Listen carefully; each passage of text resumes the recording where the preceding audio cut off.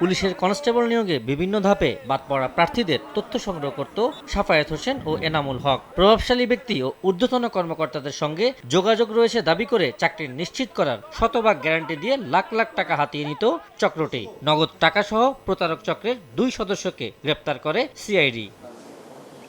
বুধবার বিকেলে সিআইডি সদর দপ্তরে এসব তথ্য জানান ঢাকা মেট্রোর অতিরিক্ত বিশেষ পুলিশ সুপার। কনস্টেবল নিয়োগের বিভিন্ন পর্যায়ে যখন বাদ পড়েছে তাকে তারা আইডেন্টিফাই করেছে।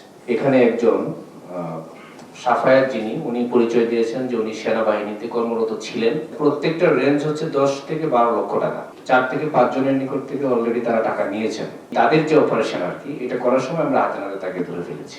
চক্রটি চাকরি প্রার্থীদের বিশ্বাস অর্জনে ব্যবহার করত অভিনব কৌশলও। এক প্রার্থীর কাছ থেকে 4.5 লাখ টাকা নেয়ার চেষ্টাকালে তাদের গ্রেফতার করা হয়। তখন আমি ক্যান্ডিডেটের মামা হিসেবে সাথে গিয়েছি। আমি বললাম যে ভাই আপনাকে যে টাকাটা দিব এটা গ্যারান্টি কি? সাথে সাথে তার এই যে ডাচ বাংলা ব্যাংকের বলে যে আমার কাছে অনলাইন চেক আছে।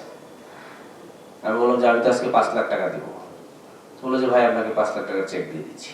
এ সময় সাংবাদিকদের প্রশ্নের জবাবে এই চক্রের সঙ্গে আরও কেউ জড়িত আছে কিনা তা খতিয়ে দেখা হচ্ছে বলে জানানো হয়। অন্য কোনো বড় ডিল ওদের অন্য নিয়োগের ক্ষেত্রে অথবা পদায়ন পদোন্নতির প্রলোভন দেখিয়ে করার ক্ষেত্রে আছে কিনা সেটা আমরা তদন্তে জানতে পারবো।